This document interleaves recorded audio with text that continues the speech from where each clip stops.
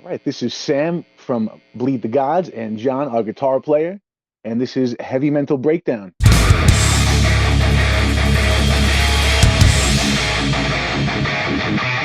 Hell yeah. Welcome, guys. We got some What's local up? New Yorkers, Long Island in the house tonight. Welcome. 516, baby. Yeah, thanks for 516, having baby. us. Thanks for I'm having us. I'm out in Brooklyn, so I'm not too far from you guys. Yeah. I'm in like the Bushwick area. Nice. But I have go a lot out of to love Long- for Brooklyn, man.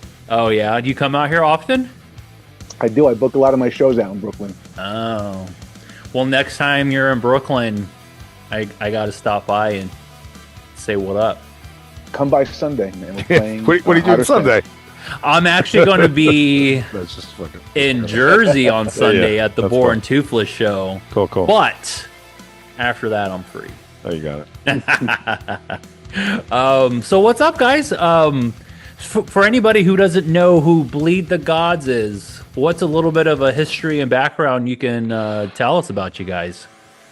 That's We're basically actually a brand new band. We're a brand new band, and a lot of us have been doing a lot through the years in the scene. Like Sammy's been booking bands forever, played in bands. Same thing myself. We've played with a bunch of the bands that are popular with different iterations of whatever we want to do, and then we just sort of found each other. I think one of the things that we always say when we talk about this with people is we all have this unfinished business to sort of do, and I still love playing shows. I love playing with Sammy. And That the comes rest of up the a group. lot Yeah. on this podcast. Yeah, and it's I think when you play shows for a while and you step away and you have the I used to do this all the time and I loved it, and and the camaraderie of the scene and all that kind of stuff. I think that's part of that who we are as a band. And I think that's where we're at right now. And also the community of it all. You For know, sure. we were talking a little bit about Board before this and some of the Long Island bands out here, and it just seems like everybody. The more that I get involved in this, the more that I realize that everybody's kind of connected in some way. It's so You funny. I know? was having a Yeah. conversation with a person who's in a band I haven't seen in years. They broke up, and when I was talking to him, he's like, "Yeah, I'm in this other band," and it's 7 different people connected to form this Yeah. group, and that's not exactly how we came about. Myself and the drummer and the bass player Anthony and Mike, in that order. We played in bands at different times with each other, and then the guitar player I played in a band with, but Sammy joined the band, and he came in and it was almost and again, I don't want to speak for Sam, but that's how I felt about it, is that it almost seemed like I've known Sam forever, and even though I just sort of met him, but he knew everyone that someone else knew, and because of how the scene is, and then Yeah. we played our first Small show. island.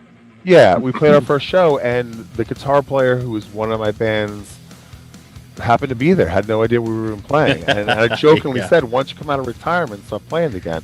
And that's Yeah. how Steve sort of joined, and I think I enjoy the time with everybody, and I think Yeah. that was different, and especially because this is what the podcast is about.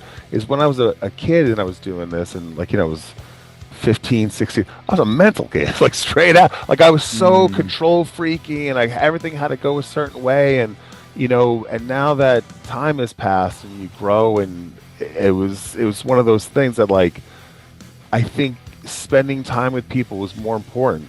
And we rehearsed the other night. I was having a bad day, but after I left rehearsal, I felt great. I had a good Yeah. time. Sammy Definitely came a therapeutic in. process, It Yeah. does get a lot For out of your sure. system. For sure. A lot of people like to use sure. music as their therapy and their way to just get out their Yeah. frustrations And the emotions. aggression of it is part Right. of it. Yeah, Screaming. There's something about Yes. screaming into a microphone. Correct. Or, Yeah, it's so good. hitting the cymbals as hard as you Right, can. right. Or that riff. Just Yeah. there's Or something launching about yourself off a chair, with the Exactly. guitar. Yeah, it's one of those it. cool Exactly. Throwing the guitar down on stage after Yeah. you finish the whole Oh, thing. that would actually make me cry. I don't know if we should do that. let's No. let's get too Not much your here. guitar. Let's pull it back. Okay, Yeah. I'm going Yeah. too far. It's actually one of the shows I played years ago. We used to do. It was actually Steve and I. We used to do guitar flips, whip it around us. And I just bought the guitar It's like a 2,500, and I flipped it, and the weight disappeared from my body. I'm like, I don't have this anymore. Fucking And it just strap. went across the street, like right Strap. across. Yeah. I don't blame it on you or anything. No, It was the no. strap. It was literally the It last was a bad song, luck strap. and it looked like I did it on purpose. But Okay. I walked off the stage, and I was like, hey, is that guitar okay? I don't think I can go out and look. Can you go get it for me, please? Done. Yeah. That's funny. So who are? So you said you're a new band. When did you guys start? Technically, I mean, we started a year ago or more. Yeah. I would say playing shows. We had our first show in July. Yeah. Oh, So- okay. Yeah, you guys are kind of just breaking into this. How's it going That's so it. far? How's 7 months into it? How's it going? We've had some decent shows, man. We've got to play with some great bands. We got to share the stage with Sworn Enemy, Yeah. Cypher, Yeah. a whole bunch of great bands. Grief of Tongues, for sure. Squaler Grind, Yeah. and a whole bunch of great locals. And it feels good to be a part of such a great community. And I think we've been welcomed pretty well.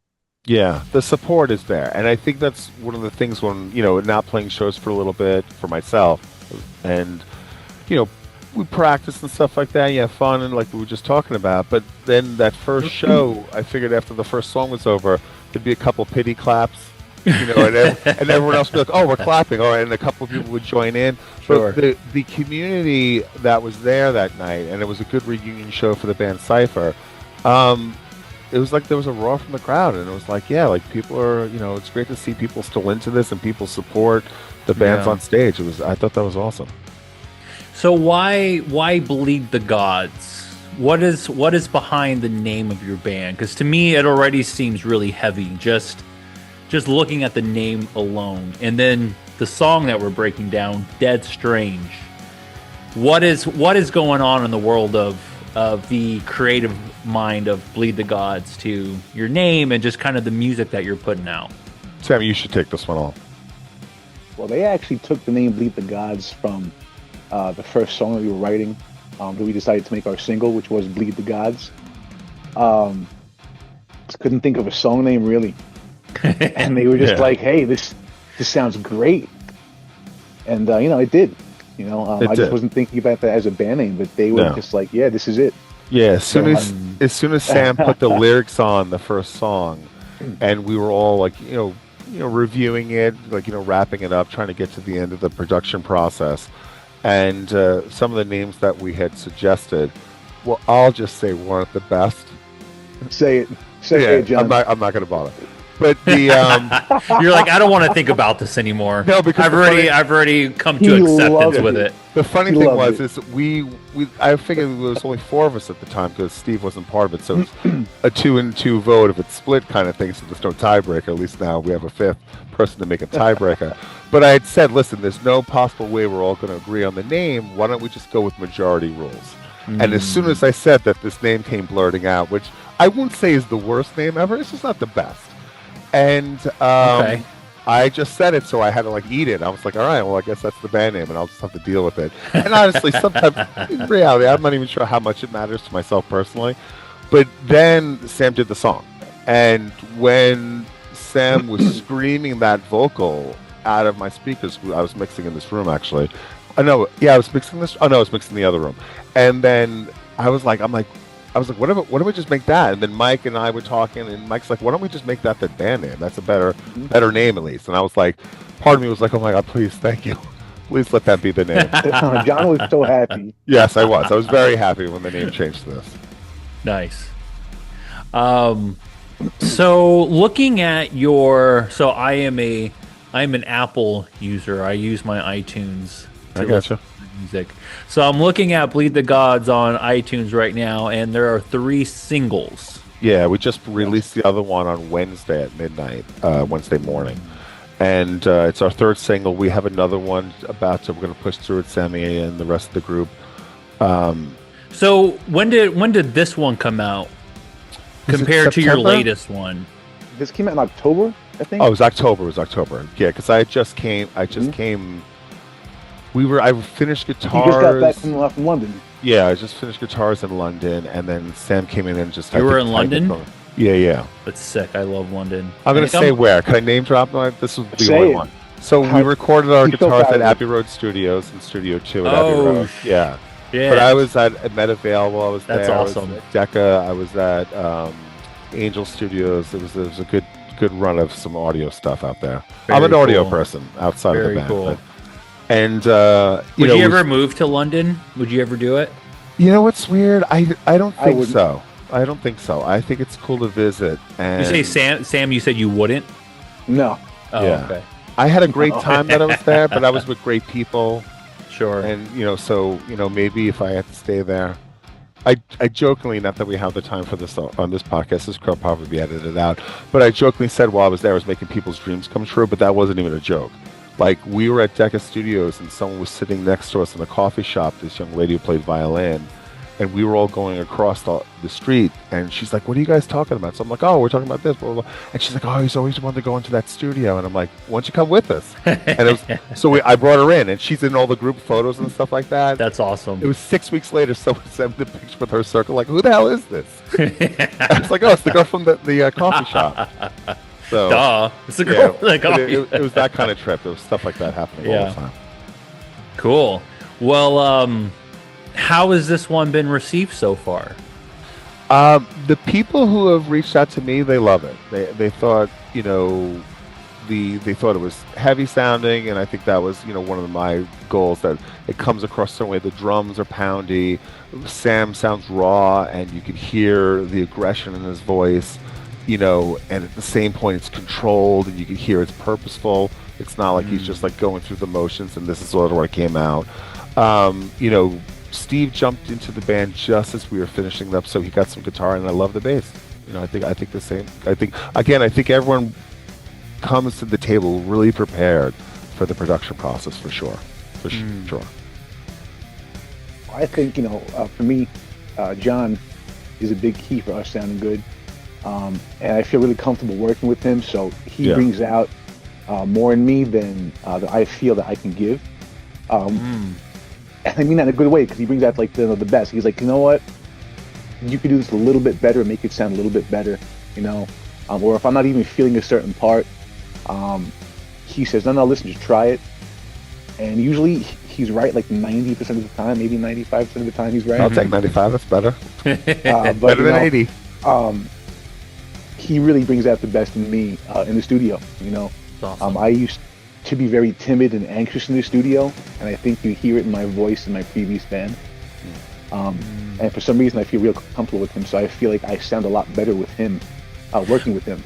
I feel like when you are in a creative space, whether it's art, like paintings or tattoos or whatever it is, whatever art it is, I feel like when you're with somebody who gives you constructive feedback and are just kind of brutally honest with you, that's the best way to go. And because the last thing you want to brutally honest. That's the best thing about John. Like, he's not even brutally honest. He's just like, no, you can just do this a little bit better. Try it out. I think it's supportive. Like, he'll push you. He'll make you believe in yourself. Yeah. And again, not that we are advertising me at whole here, but I've been doing this for decades. I don't do anything else. All I do is audio stuff. And so through the years, one of the biggest parts of the creative process in anything audio related, whether it be movies or commercials, there's always a creative side to it that people are sensitive to. And one of the things I've always I feel I've excelled at, and I think Sammy's a great example of that, is when you don't know someone. I've only known Sam for a short period of time, but I feel like we know each other. But I want him to feel comfortable. I want him to want to try something that maybe at first he's like, I don't know if that's going to work, and then at least we try it, and if it doesn't work, we can always take it out. Even on our new single, we had some of those moments, and I think Sam is, every time we do something, I think he's getting that much better. I can hear his potential long before he finishes. You know what I mean? So well, it sounds like you both have a mutual respect for each other. So that's 100%. A good sign with this band. Yeah, 100%. Very good sign for that. Yeah, right? and when he has ideas, like instead of me just going no, or he goes no, I don't want to. well, let's try it and see what it. If it doesn't work out, we can always take it out. It's not a big deal. There's a lot of reasons why bands don't work out, and one of them is just dynamics and being able to be honest with each other and receiving the feedback positive too, because sometimes egos and stuff can get involved, and when you've got someone on the team who's been doing this for decades and you're just being honest, I feel like that's when some of the best music comes out. Yeah, and for sure. And I think the other thing too is like, without having to know what the end result's going to be, that each of us have a very similar vision of what it should be. So it's not like we're going in this direction. We're sort of moving in this direction, slowly bringing it together. And I think that's a big part of it as well. Everyone's similar like-minded ideas. That's huge in a band. For sure. Because I've been, like, and again, what I was saying was earlier, years past when I was younger, it was my way or the highway, and like I was aggressive about it. And looking back, I was probably a little bit too much. You know what I mean? And I was driven. You think maybe a little bit, man? No, for sure. I definitely was. But like that, I think that's part of like the conversation. Like when you get that way and you're pushing so hard in a direction, and you're in a band with someone who's moving in the opposite direction, like any other relationship, you have to recognize that that's not going to work out. And I wasn't. I just continued being aggressive. So I think I've calmed down because of who I was when I was younger, kind of thing. What do you think made you have that switch, John? It's funny because I can almost pinpoint, I know exactly what had happened, is that we had a lot of stuff going for us and we were playing with like superstar bands. And I'm like, this is it. We just got a huge record deal. Pages, I still have the contract because every time I look at it, I'm like, I'm going to hold on to this, just spring cleaning wise, and like how to get lawyers and all this stuff. And I'm like, this is it. We've made it. Like this is going to happen. And in return, there was so much stuff imploding in the band that I was too driven to even notice it. And so all of a sudden we just hit a wall and it just stopped. And when I say stopped, it was like woke up the next day. Well, now what do I do? Kind of thing. And luckily, I was still doing audio and still creating with other people, but that's part of the reason we got here, because me and Mike, who played in this alternate band, not the one I was just referring to, also played a lot of really good shows, and a lot of people came out and said, and then I was like, I really miss playing. We should just get together and just play for fun. And that's sort of what we were doing because we enjoyed each other's company. And then the drummer and I grew up together, so I'm like, why don't you come play drums? And he jumped in, and then we were just sitting there like, well, now we got all these songs that we wrote. Why don't we see if we can find someone? And Sam, correct me if I'm wrong, Mike was the one who actually got in touch with you first, right? He put a post on one of like the music groups on Facebook. Yeah. And I messaged him. I'm like, hey, listen, this is my old band. This is what we did. This is what I sound like. And if you want to give me a shot, I'm ready. And Mike and I played with your old band when we were in the Diesel band together, we played a few times. I grew up watching you guys, and I was a kid. You guys were like teenagers. That's cool. So yeah, man, it is really cool. So there's like a big history. Kind of came full circle. Yeah, being able to play with this group of guys, because I grew up, just watching them. Yeah. And when Sam came to the door day one, if you've ever tried anyone out or went and tried out for someone, there's always that weird, we don't really know each other moment. But within like 2 seconds, I would say, of us playing music together, I think it just worked right away. And honestly, just clicked. When Sam walked out of the door, not that he needs to know this, I don't want him to hear this. Matter of fact, why don't you mute your speakers, Sam? Right. I'll kick him out of the Zoom for a minute. Matter of fact, don't record this either. No, when he walked out the door, I'm like, I think this is our guy. And you don't really know for sure, but you know what I heard in Sam? I heard the potential of where we're heading. Right now. Like, I know Sam has this great potential. I know that. Like, I can hear it. I can feel it. His attitude. Just everything about him really makes it worthwhile. But that's what else I heard in Mike, the bass player. And Anthony and I have known each other forever. So, when we were like children, we used to talk about, we're going to be in a band together. Like, we used to do that. And back then I got stuck on bass, but I've moved to guitar since that day.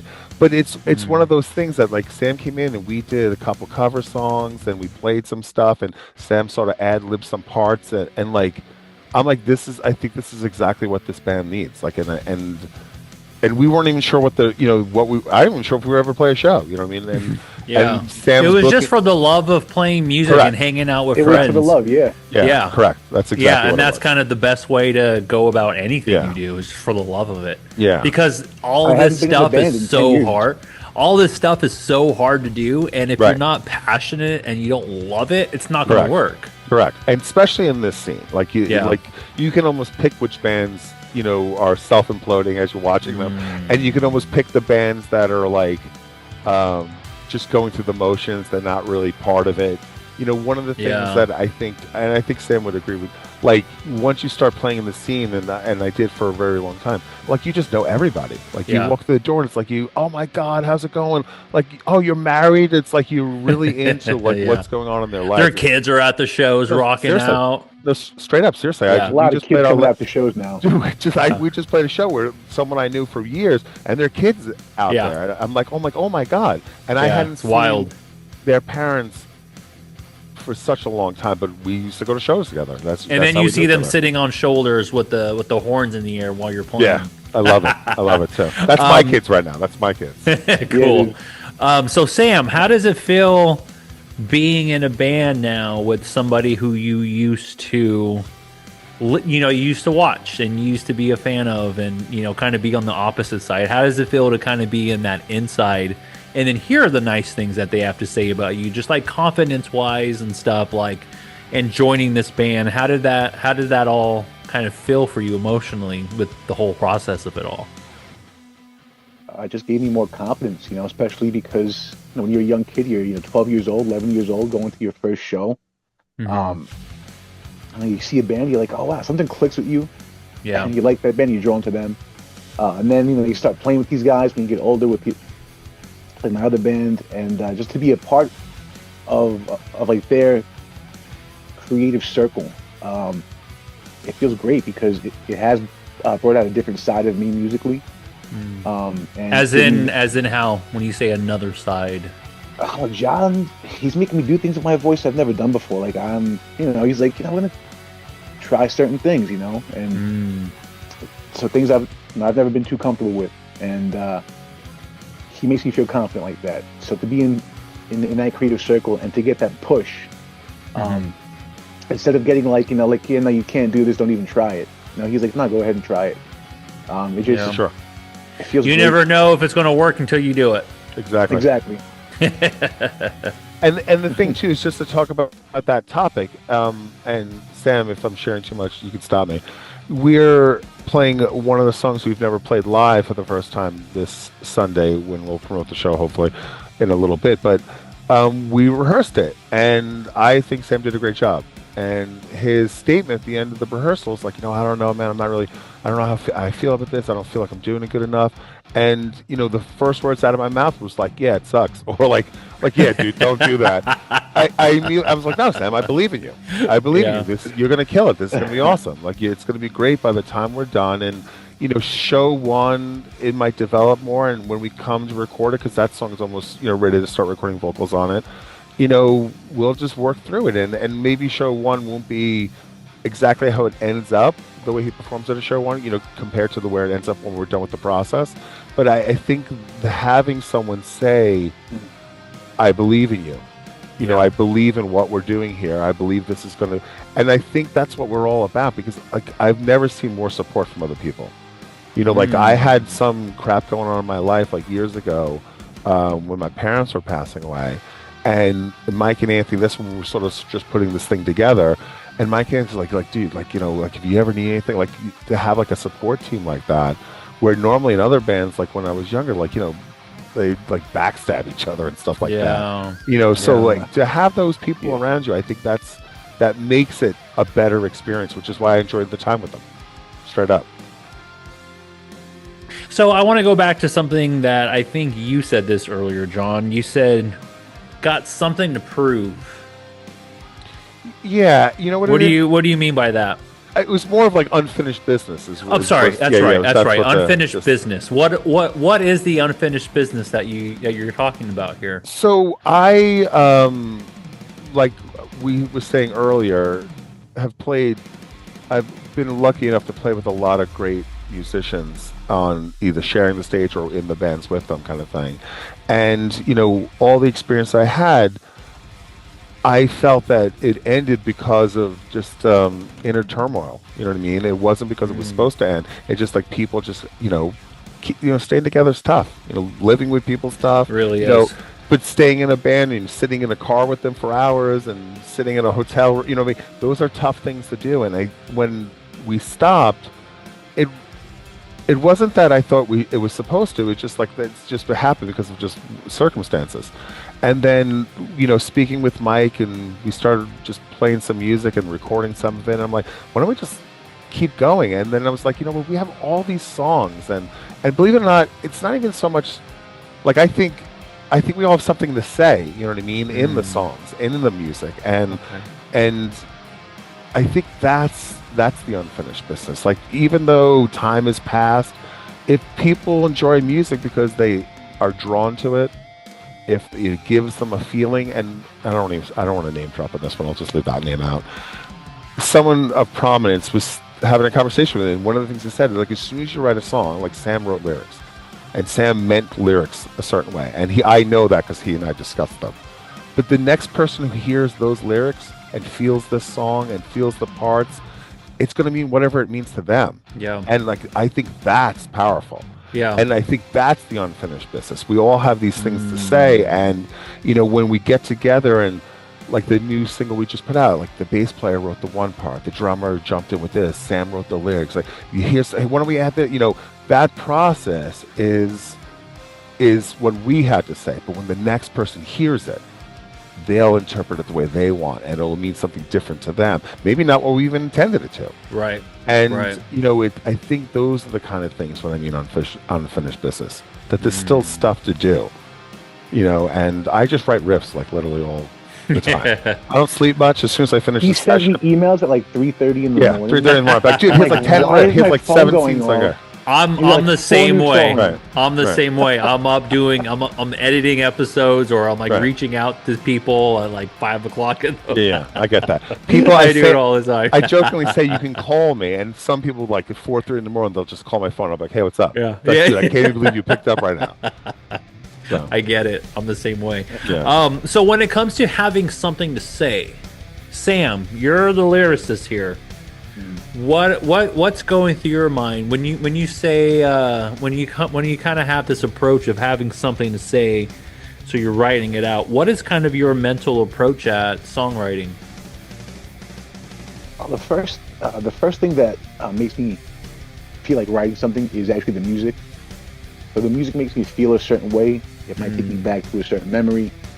It might make me feel something I haven't felt in a long time, or it might be something I'm currently going through, that has to get out.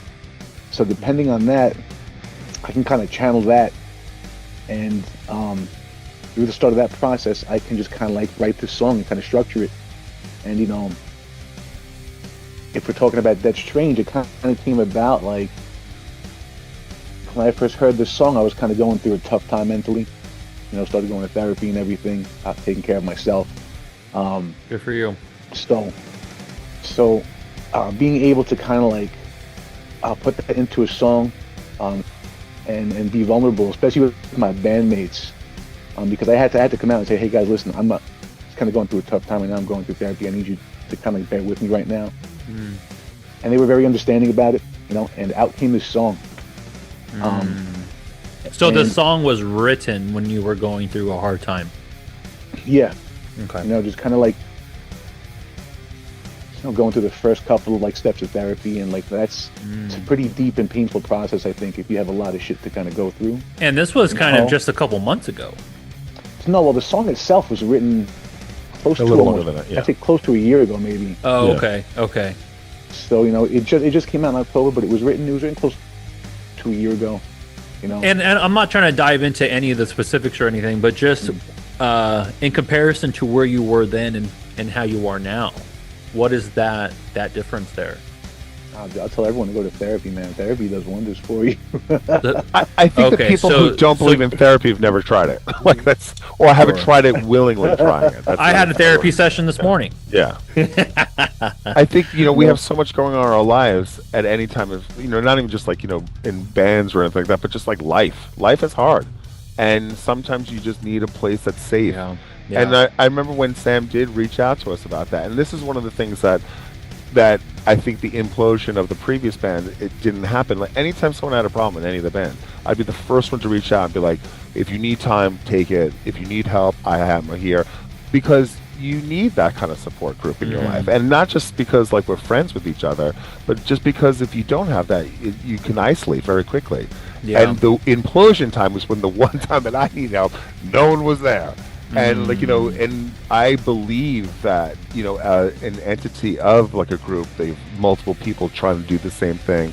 You have to understand that people are going through things that you're not. And in that, the understanding is there. And honestly, I supported Sam during that time period. And I honestly think that when Sam, if you don't remember, I was like, why don't you take this time and maybe that could be your lyrical outlet? You know what I mean? And that's exactly what he said to me. Yeah. So like, use that, like whatever you're feeling, like that could be, because I'm sure there's someone else somewhere feeling the same way. And that's the relation. Thing. Yeah. Everybody's going through something. Correct. Mm-hmm. Always. There's always, somebody is always going through something, and you never know what it is. Yeah. We never know that's what also it the is. thing, I want to make that connection with people because, a lot of these things, people are kind of afraid to address, especially in today's day and age. It gets a really a bad stigma, Yeah.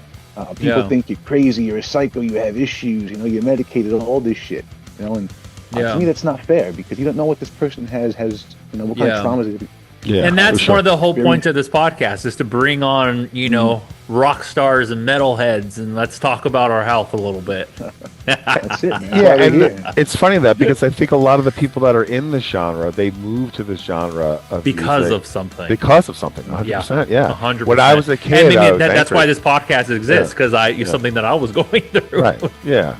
The weird thing is I am a college professor also, and I teach audio recording, so I deal with students from all over the place, all different backgrounds, and I think that's one of the reasons why I'm so understanding of this, because I've got students got a lot of stuff going on, and some students don't have much going on, but to them that's a lot of stuff. Yeah. And when you're a person, and I think it's also just you grow as you get older, and you open your eyes to things that maybe you were blind to when you were younger, but more or less just because that doesn't sound like it's bad doesn't mean it isn't, because that person is bad. You know what I mean? That's I think when I was a kid, I grew up in the years of just take a dose of get over it, and that's not the way things really should have been. And I think there would have been less problematic. That's how we grew up, and that was that kind of shaped our perspective as we got. Yeah, get over it. Yeah, but maybe you need some help to get over it, right? So it's you're being too sensitive. Get over it. Yeah, for sure. Or my brother would say, grow some balls, Right. And it all kind of goes back that always to... makes you feel better at that moment. Yeah, and that kind of goes back to what you're saying earlier. It was, I think I'm going to mess it up again. It was no worries. Something to prove? No, it wasn't that.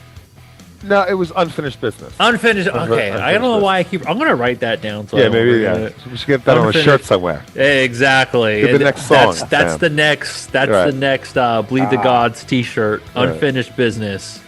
Business. So that kind of goes back to what you're saying. Unfinished business. I mean, somebody can almost even look at that and be like, I have all this shit mentally that I'm thinking of, and a past trauma. Or somebody who, I'm carrying a grudge with or something. It's unfinished business, as in, let me just get my life back together. Mm-hmm. For sure. And it's not even, let's go back to the music. Let's get back to something we love. But it can also be worded and seen as if, I've got something I want to say. And I kind of want to make a difference here. And I want to talk about these emotions and be here for my bandmates. It's important to. And to support each other, because when, not that I don't write every part. Obviously the other guys are writing stuff too. But, it's not the details of it. It's just like at a certain time period, we went into COVID. I lost 2 parents. I had a brand new child. Like just all this stuff happened all in that same year. Sorry to hear that. Yeah, and it's. I appreciate you saying that. Thank you. But it's not something that anyone can maybe experience unless you've done that exact order of things. So people losing parents, it's difficult. But like at the same point, maybe you're having a hard time at your job that day, and to you that's just as bad as what I was going through, and not to compare, but like that's how this works. And so I was writing riff after riff after riff. I was just like staying up just from the anxiety of it, literally non-stop songs, to the point that these guys, we don't even have names anymore. They're numbers, they were letters, they're dates now, because there's just too many of them. And everyone's like, I don't know, is it song F? I'm like, I don't know. I'm not even sure what number it is anymore. But you have fake names for songs. Right. Like, oh, this one's Wet Noodles. Yeah. The 100th song he sent us. Yeah, because, and again, I just figured that's an outlet for me. And to me, that was my therapy. Like, it was that and Red Dead Redemption of murdering everyone in the game. Cool. Those 2 things during that time period. Yeah. So I know you guys briefly talked about a little bit of the meaning of Dead Strange, but to kind of focus in back on that, why did you choose that song, and what does this one mean to you? Like out of your 3 tracks, especially there's a newer one out. Why did you guys decide to go Dead Strange? Sammy? Well, this is a mental health breakdown podcast, so that song is really about my fight with mental health. Fighting with your inner demons, your inner struggles. Maybe you have some guilt to deal with that you need to dig deep and fight, So this song personally for you, Sam, is really heavy. Yeah, usually everything I write's pretty heavy. Yeah. This song is especially being about my mental health and that vulnerable side of me. Yeah. I'm just kind of peeling myself dry for just like, here, look, this is me, Yeah. And I think that's it too. I think it's almost like it's real music. You hear the lyrics. This person is not just, I just wrote this lyric because it rhymed. They all have meaning. And back to what I was saying earlier, anyone who hears it, if they listen to the lyrics, if they're going through the song that way, like most listeners will focus on lyrical content, you can interpret it into how you feel, even though that's not maybe not what Sam meant at all. And I think that's why. And when I say this is just my opinion on the topic, I think the song becomes timeless then, because it could relate to so many different people through the course of years from now. At the same point, it could become personal, so that when the person hears Sam's lyrics, they'll like, I get what this person's saying because this is what it means. But they can be completely different actual meanings, even though they can relate to it. So I think that makes it timeless. All right. This is Dead Strange by Bleed the Gods. Let's break this one down.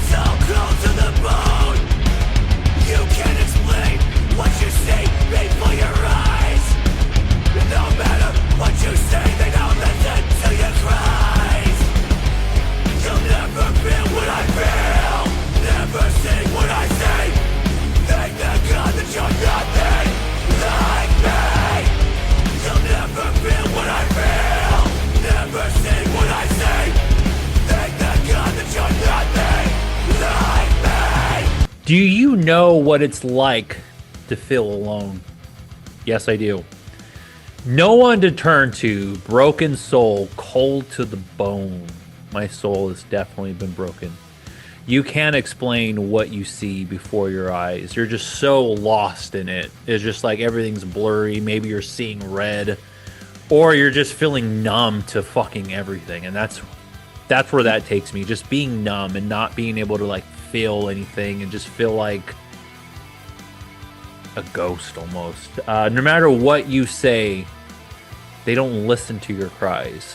I feel like there's so many times that like I'll say something to somebody or I'll act a certain way just because I don't want to say what I'm feeling, and I'm hoping that somebody catches on to it. So it's like, no matter what you say, they don't listen to your cries. And that's almost like a cry for help right there, where it's like, I'm holding all this in. I am broken.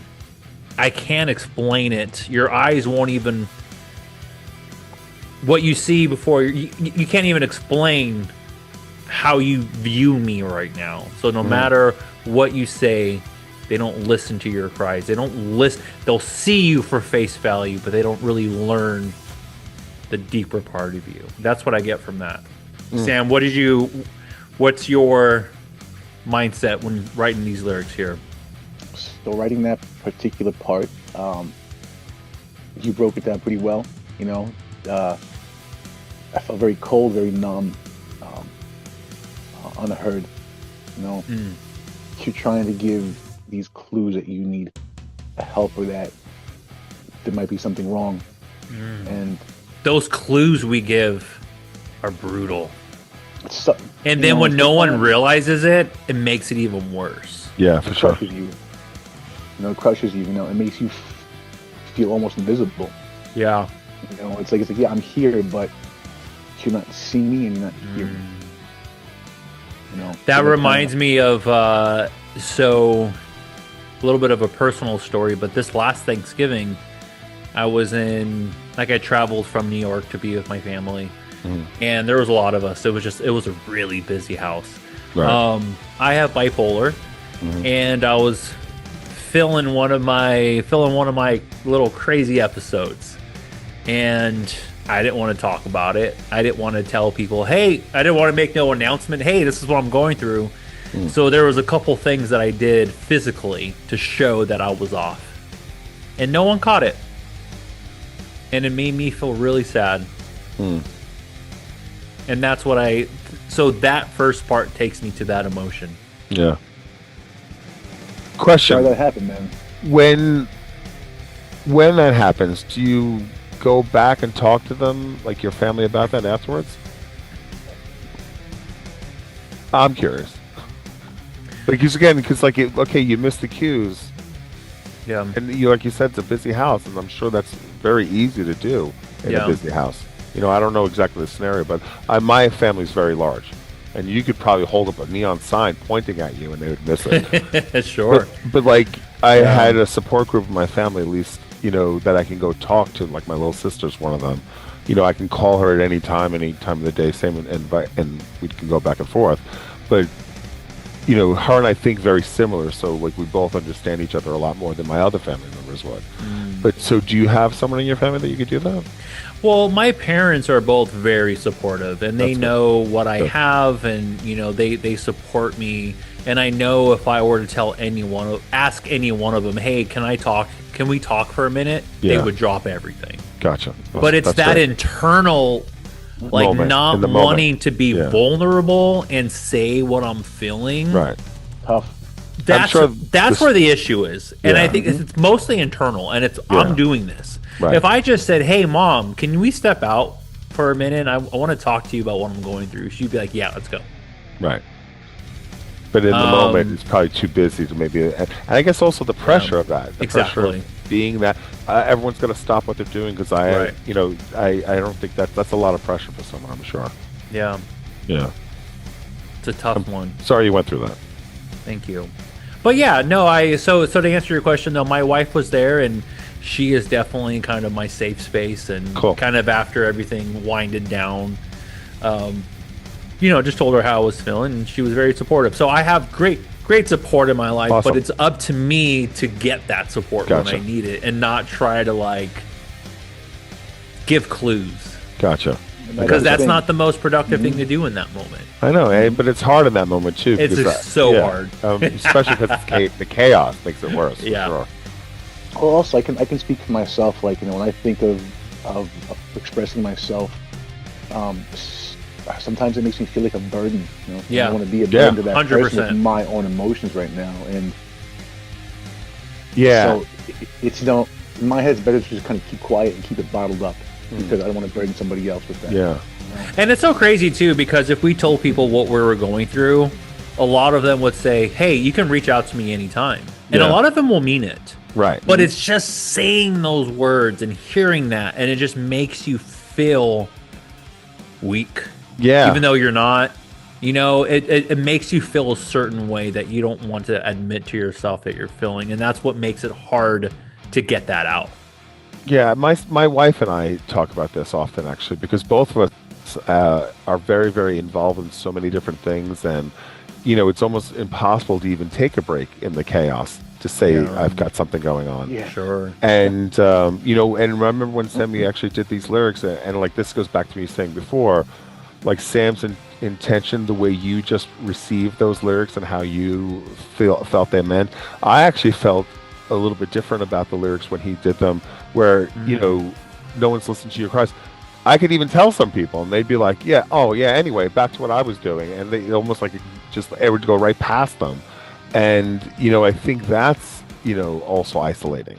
You know, like, I just told you something's going on, and you just like anyway, I'm over here buying something, like, and you're not, you know, it's not that you're looking for them to stop their life or anything like that, but you just want to, you know, feed into their, you know, their thoughts that, hey, this is happening right now. And, you know, and I think, you know, one of the things that when Sam was talking about what he was going through, and he wasn't like, you know, heavily detailed at the beginning, but, you know, he and I spend a little bit different time together than the other guys because we, you know, get together and do this, and mostly it's just him and me when we're doing it up to this point. You know, but yeah, that's right. I'm okay. I'm security for these guys. I'm okay with that.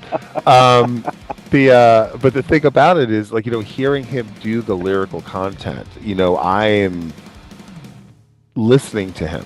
And I almost feel like I am putting myself in his shoes, but didn't get the same meaning that you got. You know, so whatever shoes I was in, maybe they might fit Sam, maybe they don't. Maybe it's more what they fit me as I was listening to it. And I think a lot of people, when they listen to music, they do that. So one thing that I was just talking about, so a little bit of a change of topic, but not too much. So I was having a conversation with an artist yesterday during an interview, and one thing that I have noticed while doing these episodes is that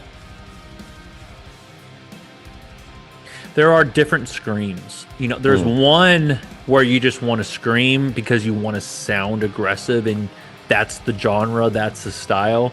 But then there's some screams where you can just feel the pain there. Correct. Where it's just like, oh, this person is actually screaming because they need to, not because they want to. Right. And that's what I got, and that's what I got from this. Yeah. It wasn't like a, you know, stereotypical metalcore metal scream. It was like somebody screaming this during an emotion. Yeah. Agreed. And I've recorded Sam, so I would say, again, I'll speak for myself watching Sam record it. I agree with that. That's what it is. And I think that's why it sounds authentic to me, which is why you can hear it. I think people could relate to it a lot more, because it's not like just like, oh, I did the lyrics because they rhymed and I screamed them aggressively. I think there's meaning behind it, and there's a message there. And that's why I think there's something to say. This is brutal vulnerability. Yes. In every way. Lyrics, projection, voice, lyrics, everything. Yeah, great job, son. You'll never feel what I feel. You'll never see what I see.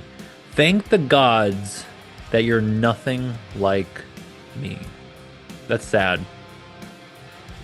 For sure. You should be thanking the highest power, whatever it is that you believe. You should thank them that you don't have the thoughts that I do. For sure. That's a dark place to be in. That's tough right there. That's darkness. Yeah, man. So Sam, when you are recording these lyrics and you've been able to separate from the emotion, how does it feel kind of going in and recording the lyrics from a place of kind of reflection? Is it hard to get back in that place, or do you feel that like no, so every time I perform these songs, even at practice, I'm going back into it. I'm feeling those feelings again. I'm going back to those thoughts, because otherwise it doesn't sound right coming out. So if I can't invoke that same emotion I'm trying to make you feel, it doesn't feel right. So I can tell you when we first recorded the song "Bleed the Gods," I was crying at one point during the recording. Right. I told wasn't sure if you wanted to talk about that, but yeah, I was going to. No, absolutely, you know. And I told John, like, I need you to leave that in because it's me, you know. So like I might be cracking here, but there's a reason why I'm cracking. Yeah. You know, and this is very personal to you. It's very personal to me. So I really like the fact that he was able to feel that because it was something that we were discussing for a while, you know. But he listened to it and he goes, "Wow, I see exactly what you mean by this." The first two lines, I was able to feel like this was something deeper than just writing lyrics for a song. Yeah. So for me, this is really cathartic and therapeutic. This helps me in my process. This helps me soothe myself because I get to actually face my emotions and then be like, okay, well, now you felt it, you dealt with it, and now we can continue. Yeah, for sure. That's when it comes to playing it live. Sorry, have you guys played this live before? Yes. Okay. Yeah. So when it comes to playing it live, do you feel like you have to get back in that emotion, or do you think just like all the emotions of like we're playing a show and we're in front of an audience, do you think it's kind of different, or do you still feel that you have to go back to that place even for the live performances? No, I still feel like I have to invoke that. I have to show the crowd. I have to show the people there, like, this is who I am, and I want you to see it, and I want you to be able to connect with this because maybe you're going through the same thing. So everything down from writing the lyrics to recording to coordinating back and forth with your band to even stepping on stage, like you're in that moment. I feel like you have to be. How do you separate yourself from it? Or does it kind of linger for a while? I think once I'm off the stage, I'm able to kind of come back to reality because all that adrenaline's kind of done. I'm not under all those lights, and I can actually talk to people and not have to think about that for the next hour. So you're kind of at a place of like acceptance with it, where like if you need to go back to it, you can, and feel it, you can, but you can also step out of it and separate yourself from it when you need to as well. Yeah, I think you have to when you're writing stuff like this. That's not an easy thing to do. A lot of people dread going back to that place. So if you're constantly going back there and you're kind of learning your brain and how it works and what you need to do, I mean, I think that's awesome. That's a place of healing for sure. One thing I've discussed with my therapist is writing lyrics like this. It helps me just kind of like analyze myself and just kind of like find solutions for myself. Yeah. So feeling these things again, I'm holding me accountable because maybe I caused something that makes me feel that way. So it helps to hold myself accountable. How about when you're just listening to it, like when you're not like recording or performing or like practicing, when you're just listening to it, what does it make you feel? I rock out. Hell yeah! I do rock out. That's one thing I do like about this is that even if I wasn't in this band, I would listen to this band. Hell yeah! Dude, honestly, I love you. You just said that's exactly how I feel about this band. If I wasn't in this band, I would love this band. I feel that's important. Yeah. It's very important for you to create something that you would enjoy yourself. But even with Sam's lyrics and us talking about, Sam's personal path to get to the lyrical content that we have here, and then performing it, reliving it, performing it, reliving it, performing it. I think one of the things that, as not the person who did that, every time I hear this song, my children rock this song full force. By the way, cool. Sam, I don't know if you realize, we have one of the shows. They were on the side, like literally, like ripping it up, kind of thing, and they're like 9 and 6, but they sing this song, and I think Sam's lyrics and the passion that he has in his voice translates to someone who's not going through what Sam's going through. You know what I mean? But then the 9-year-old. At 9 years old, people got stuff going on. Even though when you're 90 years old, you don't have the same feelings anymore. But my kids scream these lyrics, and I think it's therapeutic even for an outsider, who's not feeling what Sam's feeling. And Sam, tell me if I'm wrong. When we perform the song, the band rips it up. Like I have to give it, the band tears it up on stage, kind of thing. And I think when I hear you singing the song, and I in my head hear those lyrics, like I feel better when we're done. Like, you know what I mean? Like almost like we've gone through this. Like we're just sort of getting this, negative energy out, and then I might not be able to walk like 2 days later. But the it's one of those things that like I relate differently to the lyrics than Sam is intended, and hearing Sam's vocal is impactful. It's very impactful for me. So one thing that I want to tell you guys is that when I first heard these two sections, there was somewhere where it immediately took me, and I went through a very bad divorce a couple years ago. Sorry. And thank you. And we were together for 14 years, and one weekend I was gone.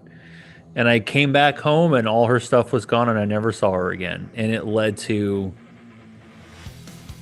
losing myself completely. Just my mind. And I never heard her voice again. Not phone calls. She ended our marriage on a text message. And it was just really, really, really, really bad. And so do you know what it's like to feel alone? I mean, that takes me to like being in that moment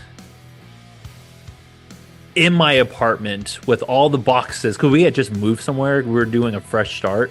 We had just moved somewhere. So I'm sitting on the floor, crying my eyes out, surrounded by boxes and furniture that's not even put together yet. And I'm like, there was no one to turn to because I was in a brand new city, didn't know anybody. Broken soul, cold to the bone. And the temperature was freezing. I was in Chicago. I had just moved to Chicago in the winter and it was fucking freezing. You can't explain what you see before your eyes. No matter what you say, they don't listen to your cries. And to me, you can't explain what you see, because I feel like that was a situation, and there's not too many situations, I'll say this to you, but being abandoned like that and being in a relationship for that long and just the way it happened, unless you went through that, you don't know. You don't. You're right. You don't and get no it. matter it, so that's what that takes. You can't explain what you see before your eyes because no one would get it unless they've been through it. You're right. And that's exact. You'll never feel what I feel unless you're in a relationship and you were abandoned like that. You'll never see what I see. This brand new apartment, brand new furniture, not even unboxed yet, and all of our wedding photos still up on the wall. The only thing on the wall, because the walls were empty. Thank the gods that you didn't have to go through what I went through. Yeah, because that led to a suicide attempt and what started the podcast. I'm sorry, man. Well, yeah, that's tough. Out of that, I'm a strong end. I tried to commit suicide when I was younger. I was 20 years old. Going through a rough time. I felt very alone, very alienated, and I felt like there was no one around. And it's just such an empty feeling. And I'm happy that you were able to pull through that, because you're meant to be here right now. You landed me in the hospital and a lot of therapy, but here we are talking about mental health and how it relates to fucking metal music. That's it, man. That's what we do. I think a lot of people feel that way. I had those feelings as well when I was a kid, but I was young. I was like, under the age of 10. And like, looking back at it now that I'm older, and then I've got kids under the age of 10 now, I didn't know you could talk to someone. You know what I mean? I just felt like I didn't belong, and like maybe it'd be better if I wasn't here. And to look back at myself, like now many years later, and like, it's easy to be like, I almost want to tell myself like, what's wrong with you? Wake up! But you know what I mean? At the same point, like I couldn't have been told that. I wouldn't have listened anyway. I wouldn't have understood. And so, and your story that you just told me, I'm not to compare at all because it's completely different scenarios, but I used to work for a studio owner that someone did that to. They actually dropped him off and was like, in the studio with us, and he was there, and she's like, "Oh, I'll see you later." Meanwhile, she was going home to clear the place out, and it took him years. It took him years to get past that. And like, hey, you try to say the things you're supposed to say, like it's going to be all right, but like, I didn't understand what he was going through. Right. I never had that happen to me, and like, like I don't even understand what you just explained to me, even though I've watched someone else go through it, so I know I wouldn't witness that at least. You feel like you're not enough. Yeah, you'll never be enough. You question your entire existence because the person that you love the most just abandoned you. Yeah, so you start to internally think, this is all my fault. I did this. Yeah. Why am I so awful? Why am I such a bad person? You just start to go through, the world will be better without me then. You just start to go through all these different emotions. I'm so wild. With that. But you know what, though? As much as it hurt, like I am so grateful that I went through that because I realized just how lost I was. It was a very unhealthy relationship there in the final months. Gotcha. Actually, the last couple of years, we had a really hard time in 2020, and so this was kind of like the outcome of that. But I'm glad that I went through what I went through, and I have remarried since, and I have the best person I've ever met in my entire life with me now. So, yeah, it's hard to say this, but like, maybe you needed to go through that to get to where you are. Absolutely. And I jokingly say that to my kids. I gave my son, his birthday was on December 7th, Pearl Harbor Day. We make fun of it, like maybe we have a good thing on Pearl Harbor Day. But like, we got him a card, my wife and I, it says that we love you so much. If I had someone else that wasn't my son, I'd punch that kid in the face and come find you. But the reason why I say that is because I, like most people, have gone through a lot of trials and tribulations of trouble and mental health and ups and downs, and I've always said, like, I would go through it all again to have my kids, like, to get back to this moment where we're sitting here laughing our asses off. And my son last night goes, Dad, you know what I'm thinking of? And I'm just like, no. And he's like, guess. I'm like, I don't know, man, what do you think? So I say something wacky to him, and all of a sudden he, on the high pitch voice, he's like wieners and vaginas, and I just like losing it, like, you know what I mean, like, so like, and I was having a bad day yesterday. That thing like put me right back. Everything's gonna be great. Life is great right now. I got the kids screaming wieners and vaginas at me. We're stressing out about all the life stuff, but what the kids are thinking about. The important things. The important thing. Speaking of important things, we got some more lyrics to dive into. Let's keep rocking out to this track. Cool. As I take the time to reflect, I start to recognize where I'm torn apart. My mindless thoughts feeling dead inside, broken down from these chains of misery. I can't breathe. What's inside can't abide what's in the mind. I'm reaching for the answers, spirit that I'll find in this section of my reality. Just help me, please, rid me of this disease. You'll never feel what I feel, never see what I see. Thank the God that you're nothing like me. You'll never feel what I feel, never see what I see. Thank the God that you're nothing like me. Woo! I feel like I need to prepare for that next part because I feel like something's coming. All right. As I take the time to reflect, I start to recognize I'm torn apart by mindless thoughts. I'm going to go back to that one, mindless thoughts. Feeling dead inside, broken down from these chains of misery. I can't breathe. Go back to that one. What's inside can't abide what's in the mind. I'm reaching for the answers, fearing that I'll find indistinction of my reality. Just help me. Just please rid me of this disease. That's strong. It's strong. That's my favorite part of the song right there, by the way. Just not that anyone needs to know that, but like every time, the first time he recorded that, and the distinction of he's not screaming, and then we move back in. Like, I love it. I think he did a great job. And I like how it started off singing Yes. instead of like going straight into a yell, because I feel like, especially in the words, as I take the time to reflect, it's almost like a breath of like, okay, let me just breathe. I don't need to yell. But then as you start to talk about it again, the words get heavier, and then you just go back into the screaming. So I'm torn apart by mindless thoughts. I don't remember. This isn't the exact quote, and I can't remember it, but it's something like, I have stressed out about so much in my life, and barely any of it actually happened. The quote's something like that, but it's like you stress about these things, and you're worried about reactions of others. You're worried about reactions of yourself, how you're going to feel something, how somebody else. There's just all these different things that we just worry about all day long, and some of them just never even happen. And so it's like, by mindless thoughts. I mean, that's where my mind goes right in that moment. Yeah, I mean, when I wrote that down, what I'm feeling at that time, it's you're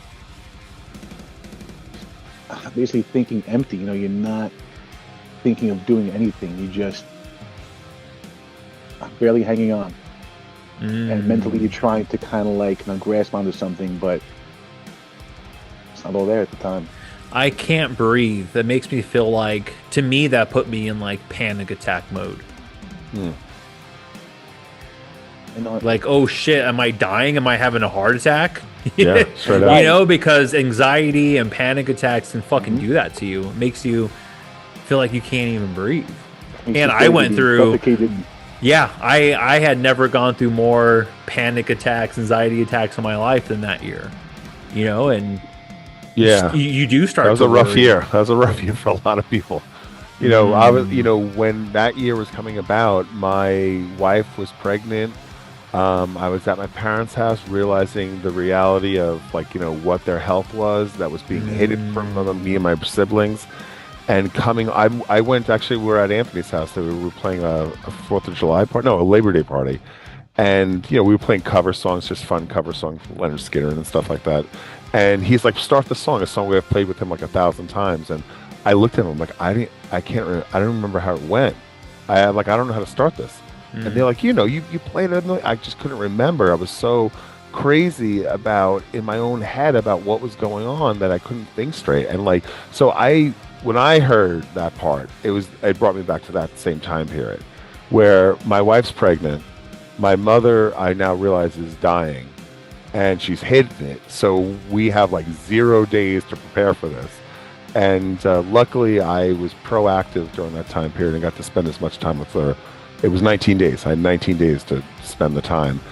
My wife's, 2 weeks late, and I'm screaming at her to the baby, come out, so my mother can see the baby before, she passes. And that did happen. But as soon as that was over and I had all this anxiety, I go back to my father's house and realize he has dementia. And my mother's hidden that. And now I have an 80-year-old child and a 0-year-old child. And I couldn't breathe. I couldn't breathe during that time period. And when Sammy did that lyric, and I remember, I went straight back to that. I couldn't think straight. Having a conversation with me, I wasn't even listening. It was like one of those, and we had a pandemic on top of all that. So it was nuts. And I don't mean it was just for me. I just, it took me a long time to pull it together during that time, for sure. And the other thing too is my mother just died. My father's about to die, and I have a 5-year-old that I can't get sick because I don't know if I'm going to die. I can't leave this kid's life, so I'm full on. But you also want to see your parents and try to spend time with them if you can. Correct. Damn. Yeah. So it was it was a tough one. It was a tough one.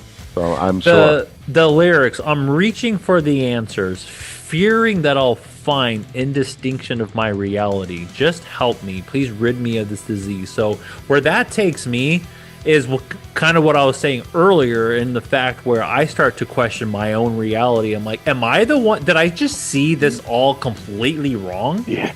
Like, am I like delusional here? And so please, does someone help me, like snap me out of this? And so if it is my fault, I want to know. But if it's not, I also want to know. Because part of the abandonment is that there was no closure.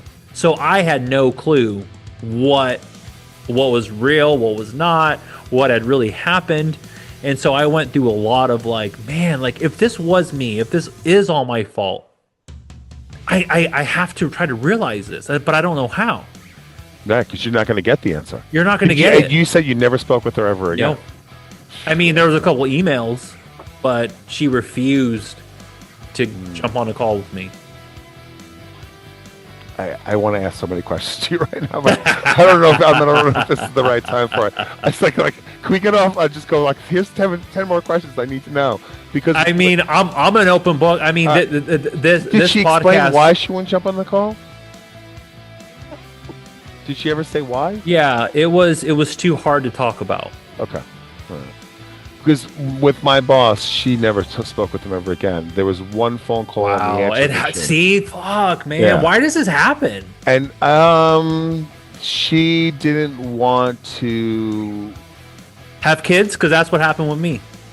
Oh my God! I just had a crazy conversation about this with someone else. Completely has nothing related to what I'm talking about. But she didn't want to have him convince her otherwise.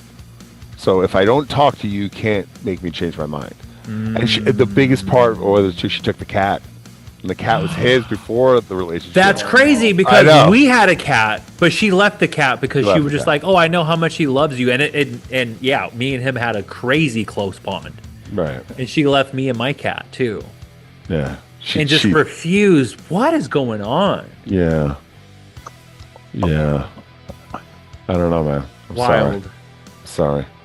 But it has led me to the greatest relationship of my life, so I don't even care anymore. Good. That's good. That's it. Well, more power to you and them. Yeah.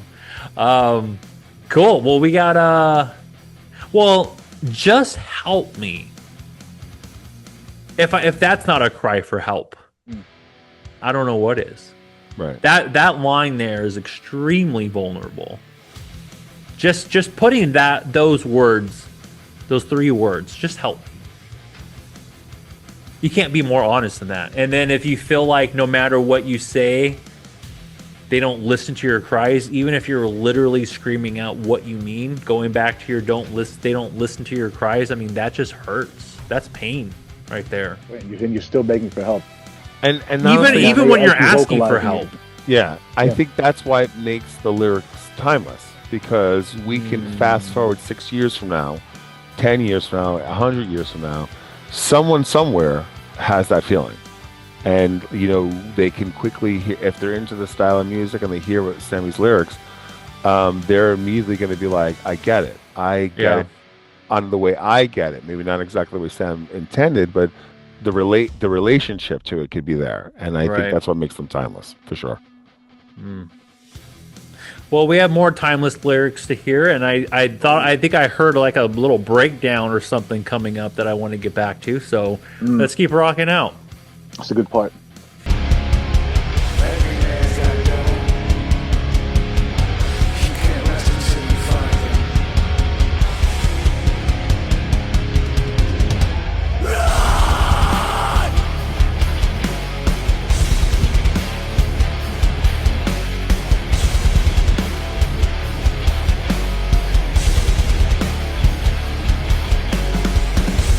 Here I am,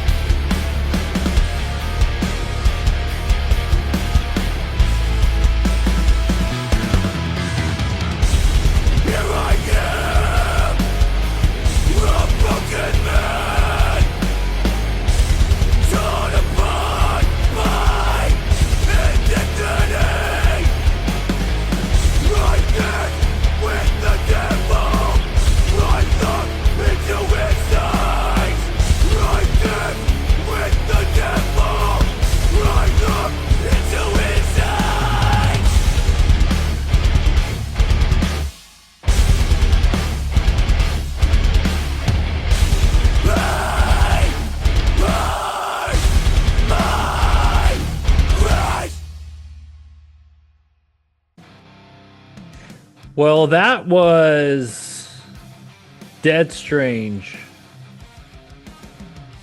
by Bleed the Gods. I feel like this last part, these last couple of lyrics are the heaviest ones. I felt like you just went all in at the end. And not even just with the lyrics, but with the music too. Just the breakdowns, and it's just like, "Argh." And I think there was even it did. Yeah, I feel, and wasn't there even a part. I'm looking at the lyrics, and it doesn't say anything. But when after you say, "Here I am, a broken man, bleeding before you," do you do like a oh? Yes. Yeah. Yes. It does. And that's what I'm talking about. Like you can just feel it. Agreed. You can hear it in the projection of it. Every man's got a devil. You can't rest until you find him. I feel, and that's, so when I hear that, that makes me go back to my moment and my night when I was at rock bottom and I made my attempt. Like I felt like that was that devil side of me, that bad part, just like trying to convince me like, you're better off not here, or you're a bad person. Because when that all went down, that's how I felt. I felt like it was all my fault. I was a terrible person. And so like every night was just bad. And I was just seeing darkness, and I just felt like it really brought me to a really deep place where I just felt internally like an awful person. And it was all my fault. And I did this to us. I did this to her. And every man's got a devil. You can't rest until you find him. I found him. But after that, I was kind of able to put that part to rest, and there hasn't been an attempt since. Good. So that's where I wrap that in. The devil can be kind of anything. It could be a thought. Anything. It could be a feeling. I mean, whatever. It could be a vice. Yeah, exactly. Sure. Alcohol. Anything. Here I am, a broken man, bleeding before you, torn apart. Here I am, a broken man, torn apart by indignity. Just the words "a broken man" is hard to say as a man, huh? Yeah, because who wants to actually kind of face the fact that you're feeling that low? You know, you're supposed to be a big, strong man. Yeah. You know, you're not supposed to feel these things. We're kind of taught to say the opposite of what you're saying here. Even if that's not what you're feeling. Absolutely. Correct. 100%. I danced with the devil. I've looked into his eyes. He heard my cries. And that just takes me right back to my attempt. I danced with death there that night. I looked into the eyes of it. And that was the closest I've ever felt. Damn, I feel this one. When you think about how intimate the dance is, and it's like you said, you know, how making that attempt, especially at that age in my life, it was very eye-opening. And once I finally came to a realization that there was so much more to kind of like live for, and that you can't let yourself be so consumed in emotions and things that you can't control. And it's crazy how it takes us going to rock bottom until we finally like can realize what we're going through, and then be able to see it like for me, like, yeah, this happened in 2022, but I knew it was going to end like this in some way or form in 2020. Like you could see it coming. Exactly. But you didn't want to accept it at the time. Exactly. Right. Yeah. Just face those realities, you know. They're looking at you right smack in the face. Yeah. And you don't want to come Yeah. to the truth. You know, you don't want to realize the truth. I think especially when you're in a relationship with someone, like prior to my wife, I dated someone and we got along amazingly until we didn't. And like it was like it'd be energy. Yeah, we were best friends at one point. Right. We'd laugh, we'd have so many crazy stories. But then all of a sudden, it was more, of course, it's the other person. It was, dealing with me is obviously an issue. You can ask my wife currently. But it was the indistinction of your reality. Right, and I was also colorblind to red flags. I just didn't. This will get better. Me too. It's gonna get better. Yep. Yep. And some red flags like waving in front of my face. Yep. I'm like, obviously, I don't see red right now. So Yeah. And I think it's hard to admit to yourself that it should end. Yeah. Prior to that, I was a sever. This is over. Goodbye. I was that person. And then I was like, this person might be the one. And then how can it not work out? Yeah, I think when you're married, it changes things a little bit. You know, like if we weren't married, I would have left in 2020. I'd be like, I'm out. I'm out. But the fact that like we had done vows and did the whole thing, I'm like, I have to stick this out. I have to try to be the person that we need in this marriage. Because if I'm not trying and you're not trying, so what is it? Then what are we doing here? Yeah, what's going on? And that was one of the reasons why we moved, because we were both like, let's snap out of this funk, let's start fresh. And then a month later, peace.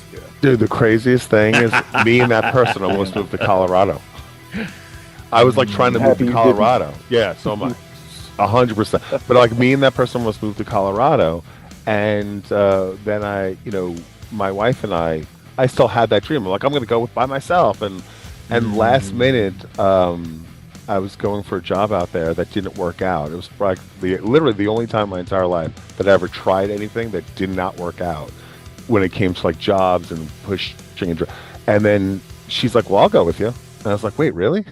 And then we were already friends and we get along, and she's like, she's awesome. She's in the music industry. She's like a great singer. She's like, she's changed careers. She should do ghost. She should do guest vocals on a Bleed the God song. Do you know what's so sick about that? It's gonna happen. It's gonna happen. She would kill it. It would be like, who's that We've person? already discussed this. Well, John and I have. Yeah, we've had. I have her sing on most of my projects. So I was gonna say this features Elizabeth de Deuce. Yeah, it is. Yeah, and she. I was gonna be like, is that your wife? No, it's not. But my wife was with me when she was recording, and it was like one of those. I wasn't expecting anyone to be like, "Yeah, I'll do screaming vocals," and she was like, "Yeah, I will." And I was like, "Oh, well, you got to do it now." I was the one who offered. You got to come down and do it. But it was fun to experience that with her there as well, because, my wife knew we were going to record guitarists there. She got to sing a song. My kids sang. Like everyone's into music and stuff like that. But my wife is the person who, when I'm working on a project and we need a quick harmony vocal, she'll come in and like crap one out. Like, I don't know, this thing, and it'll be the best thing. All my clients are like, hey, is there any way we can get your wife out here to sing? But it's one of those things that, like, I didn't know she was that kind of person until we moved in together. But more importantly, I didn't know you could be this happy. Does that make sense? You know what I mean? Because I was used to the misery like that I was just stuck in, and dude. So. And I'm sure this new relationship that I'm in, I felt the same way. I'm like, oh shit, relationships can be fucking awesome. Right. Right. For sure. Right. You're supposed to be there can happy. actually be love and intimacy here. Yeah, you're not breathing in the room and it's making each of you angry. Exactly.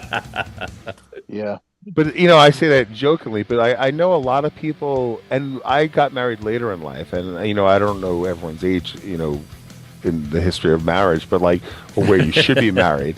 But I purposely, we were playing shows. I was torn. We were doing all this crazy band stuff. I couldn't get married. Like, what? And so that's my other relationship suffered because of that exact thought.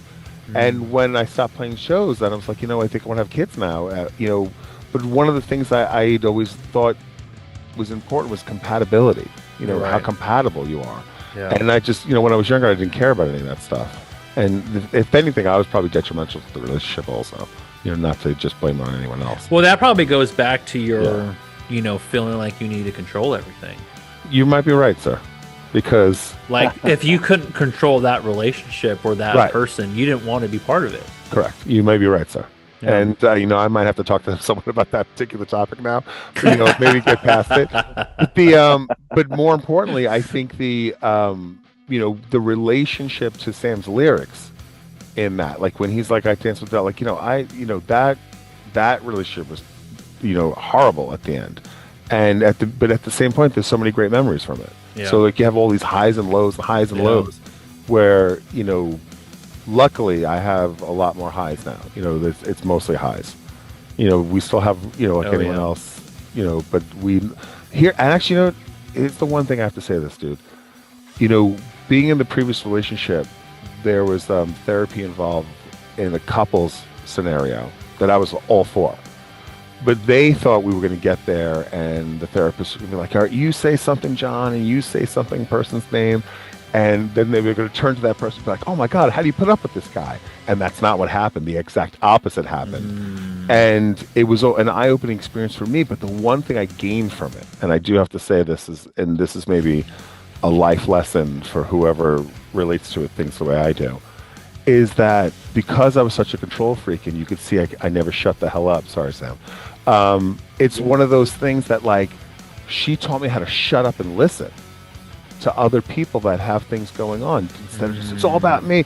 And my current wife and I do that. I'm teaching my children how to do that, so that as they go into conflict situations, instead of going in aggressive and punching and kicking or like whatever, screaming, they can go in with more of understanding of maybe what the other person's going through. Yeah, and that's helping you huge. Out in so many different areas in life too, including 100%. your music and how you approach this band. And that's why it's fucking working. That's like Sammy and I had something happen the other day, and I wrote to Sammy in the text, because again, the problem with text messages, you get to read it any way you want. Right. Like I could be like, hey, have a great day, and be like, oh, dude, have a great day. You know, like, yeah, fuck you, dude. But you know, and you a great day, John. Right, exactly.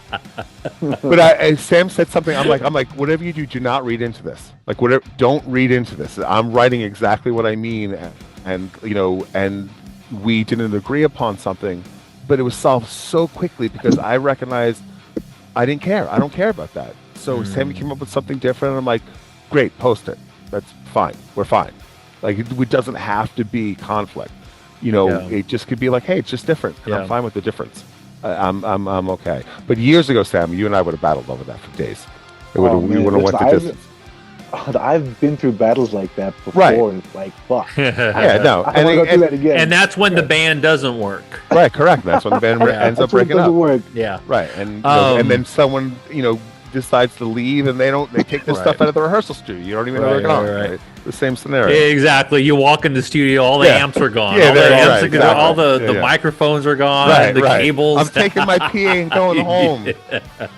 Yep. That's what I went to. You just took her PA and went home. Right, exactly. So, Sam, with these lyrics being so personal and so deep and vulnerable to you, when you released the track, like when it came out and people were able to listen to it and kind of connect with it on their own and digest some of these lyrics, how did it feel for you emotionally to be able to like release this and be like, this is how I feel, listen to it? Like, what was that moment like when you released this track emotionally? Always very nervous before releasing something new. Sure. So especially this song, it sounded different. You know, it's not like your typical like hardcore song per se. So yeah, it really made me feel kind of like self-conscious because it's kind of like stepping out of my comfort zone. As far as the lyrical content, it was again being vulnerable to people. Because like your family, your closest friends, they're all going to read this and be like, "Oh yeah, damn, what's going on, man? Like, what's up with this dude?" You know. Yeah. But the people in my circle, who I'm very close with, they know that I'm taking care of some issues. You know, and it's nice to be able to have a support system like that. Like, I have the guys in my band. I can be open with them. You know. Like, I'll use this for a nice little therapy session here. You know, this will be good for some lyrics. You know, the weird thing is, I think everyone in the band relates to these lyrics. Like, no joke. Like, even watching people for like, we were rehearsing last night. We went through the set, and one point, I'm dealing with a spine problem. It's my moment of my life. But I was sitting down watching everyone else, and they were like, watching them sing along. You can almost see.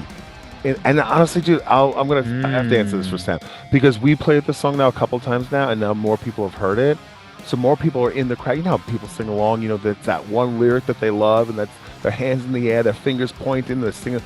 They've been doing this to Sam. And like, that's the part I'm like, I can't believe even know everyone knows this song. But like, literally singing along to the song because they relate to the lyric. Like, I remember it was every song I heard when I was a kid in the heavy style. Like, as soon as you have that one lyric, you're like, you know, like, you're singing the part because it means something to you. You're not just singing because you're singing it. You're not at a Madonna show or something like that singing, oh, holiday. You're not doing that. You're like singing this part because it relates to you. And I've watched the bands do it to Sam's lyrics, and I've watched people do it into shows already. And again, we've only played a handful of shows. For that to happen already, to me, I was like, obviously, it's relatable in a timeless way. And that's what I was hoping Sam would get out of it. I was hoping he would get out of it. Yeah, and for that reason alone is good enough reason to be vulnerable in your music, because it's already doing something to somebody. Yeah. And that's ultimately why we create this art, right? It's not even really for us or for the band. We have a message, and we've all gone through shit. Yeah, let's just get unfinished business. Exactly. We're all going through something. Let's get these emotions out through our music, and let's, instead of going to the bar, let's go to band practice, and let's bang on some shit and bump it volume up to 11. And that's what you guys are doing, and you're doing that, and you're showing people that there is an alternative way of getting this shit out. Yeah, awesome. especially being this vulnerable. I gotta say, I love hardcore music. I love metal music, and the one thing that it's always helped me be is myself. So being able to kind of let this part of myself out, it feels awesome, and it's awesome to know that I'm not alone. Because other people do feel it, it's all about making that connection. So I feel like these lyrics have made that connection. They will make that connection, and I'm down to have conversations with people to see how it makes them feel. Because that is why we do this. It's to make that connection, and to hopefully, if somebody sees this or reads these lyrics, they can be like, "Oh wow, this guy feels the same way I feel." I can talk to him about this. Yeah. It's so hard for us to be vulnerable, but when we do it, it just feels so fucking good and freeing. You feel loose, man. You feel loose as goose once you're doing that, though. You do. Yeah, and I mean, again, I don't know how you feel, Sam, but after we do the shows, the last couple of shows we have, after stepping off the stage, and knowing that we perform these songs and watching the people react to them, but actually sing the lyrics to you, I'm I was blown away. I was obviously the chemistry or the combination worked on some level, in a sense of people can relate to it, they're into it, and it's not fake. It's not it's not contrived. It's not this, oh, we just rhymed this lyric, and there's substance, and I that's one of the things I loved about Sammy's lyrics. Talk about being real. Yeah. My studio is a disaster right now. Right. We had lights falling during the interview, and now the lights have just shut off. But you know what? You know what? It doesn't I don't matter. care. It doesn't I don't matter, care. man. It doesn't matter. Doesn't matter. There was a point when John said, "Hey, I didn't know if you want to go fix that or whatever." I'm like, "Nah, fuck it. Let's just keep going. Let's keep talking." I'm the guy, though. You ready? That was a friendship test. You didn't realize I just passed the friendship test. Because I'm the guy who gets something on your face. But listen, I'm going to let you know there's something in your face, so you can clean it up, and you don't stay like that for the next 6 hours while I watch it. And I love that you waited to tell me that until I was like, okay, we're going to take a quick break here. Right. You passed the friend test, John. Right. That's right. So that just shows, that proves that you're a good bandmate here to Sam. That's right. He is. He definitely is. So what does 2026 have in store for Bleed the Gods? I can't wait. You have some singles out now. What's that next step for you? We guys? have what are you worth of looking music. We have 6 albums worth of music, and we need Sammy to write more lyrics and get in the studio and just keep recording parts. We're just going to take a little break from shows after this weekend. We have a show on Sunday at Otterfest in Brooklyn. Oh, Otterfest. Yeah. Oh, shit. Yeah. I just put an episode out with Farsight not too long ago, who's also playing Otterfest. Yeah. I was like, damn, why does Born you probably shouldn't go. You shouldn't go to New Jersey. You should probably just come. Yeah, I know. I know. Go 3 in one moment. Damn. Yeah, I know. Well, the good thing is, you guys will be back at some point. Sure. So yeah, we're gonna go back in and we're gonna try to finish up an EP. We're gonna try to get just a bunch of songs out, refocus, maybe shoot some video stuff, and then start looking for shows as spring comes around. I think what we say April, Sammy. Yeah, mid-April, late April. Yeah, type. somewhere on I there. don't see So, what comes up. yeah, unless something great comes along, which you're going to try to focus on, because one of the things is like, all of us are busy. All of us have our own personal lives going on. So Yeah, we're going to try families, to, yeah, families and stuff like that. Right. kids, and Kids, careers. these crazy, they're ruining my life. I'm just kidding. I love These those guys. damn kids. And we're not Uh, even taking into consideration right. our mental health and the shit Right. we're going through up here. Right. That's Yeah, just yeah, like yeah. physical Right. things we need to do. But I think we're going to try to focus on just getting a lot of recording done, and sort of like I'm hoping that we get it set up that we sort of like back to back things, like this one's being done as this one is done, and then there's another one followed up, so that we can sort of just pump out a bunch of stuff quickly, and only just so we could build up our catalog a little bit. Not have Yeah. to rush it under panic mode. Like, we got to get this done because we got to show. I don't want.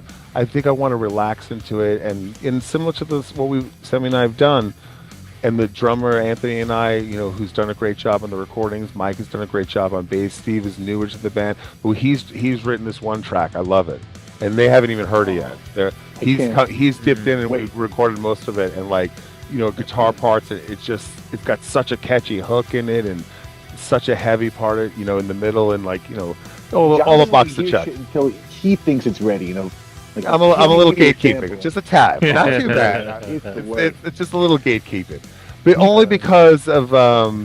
By the way, now that it's already out, so Sammy was literally ripping It's on that me. control side. Right. Yeah. No, Sammy was ripping on me in a rehearsal at the end. He's like, this guy doesn't give anything. Meanwhile, I gave him the track and no one else. That was horny. And I'm staring at him laughing because I didn't want to blow spot up. I thought it was hysterical. Yeah. And I'm like, wait a second, buddy. You're the one who has it. They're the ones who should be with, not you. I know. He's just trying to throw you under the bus. That's all Yeah. it was. I know what I All do. it was. I know, it's great. It's great. So if somebody were to come up to either one of you and said, "Hey, where's the best place to go to keep up with everything Bleed the Gods? I want to keep up with your new singles and EP and album shows." Where do you tell them to go? It's probably IG, right, Sam? I would say Instagram. What's the Instagram? Yeah. What's that What's the handle? Instagram? That is just at Bleed the Gods. Just Bleed the Gods. That's it. Just at Bleed the Gods. You guys got lucky of having that name Yeah. already. You didn't have to be Real Yeah, lucky. It didn't Bleed the have to God be- 69 or something weird, right? Yeah. Exactly. Bleed the Gods 666 or Bleed Right, the Gods yeah. official. Yeah, band. and you know what's so crazy about that? That's exactly why I thought the name was great. We had a couple names that were in the running. They were like this and that, and when I say this to you, Day Wreckers. I said it. the worst I said name, it. the worst Day name, Wrecker. Day Wrecker. I'm like, what? I'm like, that's the worst name. That's I'm the like, worst. you know what? 'Cause the thing is, I record a lot of bands, and when certain bands have names, I say this because it's happened that. Like, if someone didn't like your band and was doing a review, that they could use your band name against you.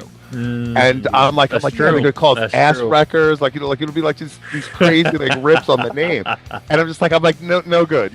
But I'm the jerk who said, if three people agree, we got to let it go, and I'm like, well, I guess I got to let it go. I got to live by my own word. So Yeah. the best was the other names that we did have. Someone had them, and then when Bleed the Gods came out, quick search of like databases and stuff like that for trademarking purposes. I'm like, I can't find it anywhere. So I'm like, this is it. That's got to be a sign. It's gotta a be sign. it's work, yeah. And it's such a visual name too, Yes. where you're just like, I can just see something biblical, Yes, but it can be- also brutal. right. And like it doesn't a- even like- have to be like- biblical. That's the exactly. great part about it. It could be, you can go through any of Yeah. the stuff that's out there. Yeah. And One thing I and got to say, like a lot of my like shit is like gods and devils. I'm not really a religious person, but like I'm not it either. does mean a lot to kind of like portray the Yes. metaphors and portray the. Yeah, I symbology was of the actually image. even going to ask you guys earlier on. I'm like, does your music have any No. influences by No. nothing Absolutely like that? Okay. no, but the I'm best really part about it crazy. is, and we had talked about this, and Sammy and I were talking about this. I don't even know if we were with the group or it was just you and I talking while we were recording. And I don't know what it's from a movie or something, or maybe it's another. I can't remember exactly where this is from, but like, if not God for a religion, not to insult anyone who believes any type of belief, but like, gods plural, like, it could be Ra, the sun god from, like, Egypt or something like that, or Odin, the Norse god. It could be all these different things from, like, times past, and obviously people believed in those things, exclusively. But when he said bleed the gods to me, I immediately thought in my head, well, bleed the gods is the term, like, if you can make a god bleed, you could kill it. And I was like, oh, that's powerful. It's like ultimate power. What's that from? What is that from? That's from Predator. something. Oh, it's Predator. That's what it is. I couldn't think of it. It's like blowing. I must be having dementia. But We can kill it. but that's it. If it bleeds, you can kill it. And I'm like, what Yeah. a crazy concept that is. And that's why I love the name. I think the name. And here's the thing. I was in another band, 2 other bands, 3 other bands. If it bleeds, you can kill it. Right. And That's got to be on something for you guys, like in your bio or on a T-shirt or something. I agree. That I agree. brings so much heaviness to the name. I think it does. Like, and the thing too is, like, and again, I'm not knocking anyone who has a belief system. Like, that's not the purpose of this next statement. But like, I think we all can agree, through the years, belief systems have caused a lot of problems. And and even back in, like, the Crusades and, like, all these different things that have happened, based on belief systems, and some of them we don't even believe those things anymore. So, like, I was trying to explain this to my child, like, it's great to have a belief system and believe in hope and all this other stuff, but not when it's causing problems to others. You know what I mean? Like, so, and when he said that to me, and I had this, and I was just like started going through my own history with belief systems, and I was like, that's really powerful. Like, if bleed the gods means I could bleed out this belief system, because maybe it wasn't as accurate, and unfortunately for me, some people I know ended up in cults with a belief system on a person in charge, and I'm like, if some way you can kill that person in charge, that godlike figure to them, maybe they're going to be okay and can get out. And that's one of my students had that happen to them. One of the smart students I had was like salutatorian, and like the next thing you know, I didn't hear from them for such a long time, and they called me like I was in a cult in Texas, and I was like, wait, what? You? How is that possible? And it was because they just separated them from their family and did all this. And I was like, and the only way they got out is because that belief system was, the bubble was popped around it.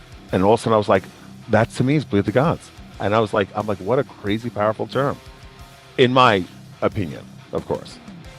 When I think of cults, I think of somebody who kind of just feels alone. It is, and they're just being preyed upon. Yeah, being preyed upon, and needing to feel a part of something. Yeah, when her and I spoke about it, and we still speak, do you know what it's like to be alone? Right, feel alone. That's exactly, and that's no how one she to got turn sucked to. in. That's how and she you got sucked find in. this group of people. Yep. And they befriend you, and they make it look like everything's Yeah. great. And by the way, now you owe us all this money. You can't leave. Like, so like that's Here I am bleeding before you now. Yep. So yeah, I love the name. And again, I've been in other bands that people love the name. I've never been a big fan of any of the bands I've been in names, even though I do like the names. I've always like a profound name is something tough to come across because either someone already has it or it's not really exactly hitting. But when we looked at that name, I was like, oh, that's great. I love it. I think it's a great name. I'll just come up and say also, when I first heard the name and they decided that was going to be the name, I was for it because I'm a big comic book nerd. So I don't know if you know about Gore the God Butcher. Yes. So I was thinking all the merchandise rips. How can you do copyright infringement off this thing? Right. Quick little There you go. drop for like a day, and that's it. People buy it. But I was thinking all the nerdy things about it, so I was like, okay, let's do it. But you're right. Video game references, comic book references. You have to, the end characters, this godlike thing that you have to overcome. Horror movie references. Horror movie stuff. Yeah, there's so many stuff in there.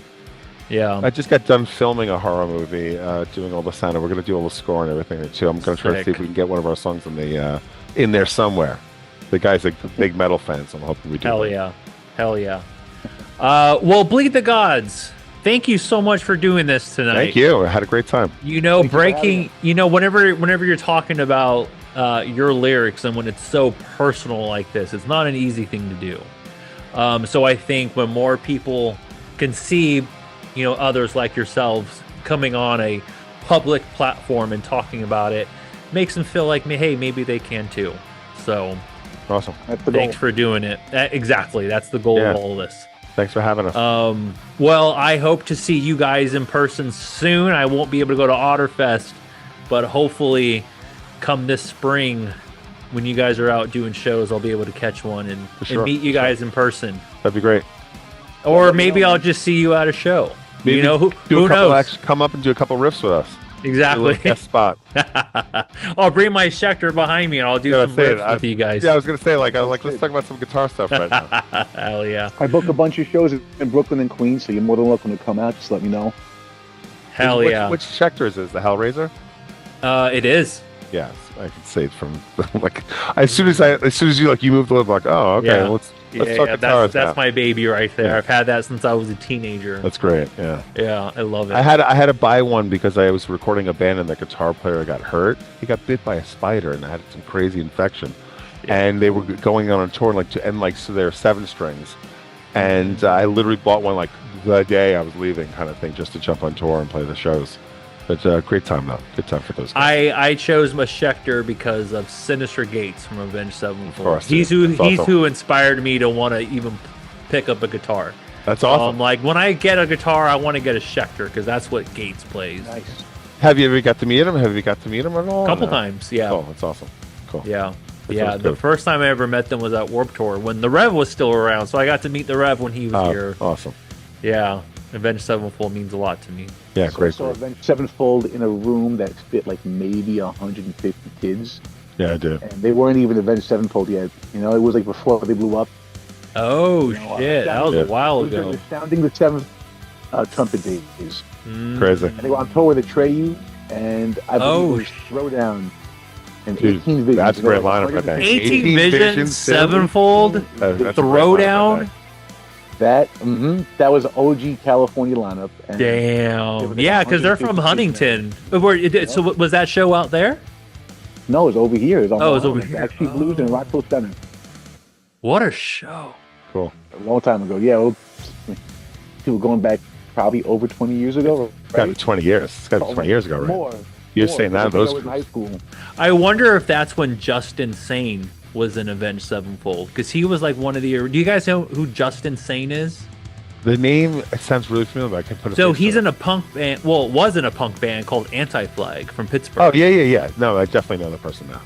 And he's under some shit right now. Why? Because Anti-Flag broke up. Like there's all these allegations on him, and I'm just like, I wonder if anything.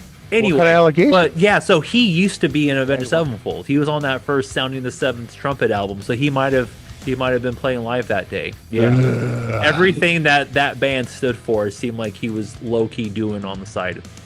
Yikes! Everything they stood against, I should say. Yeah, I know what you meant.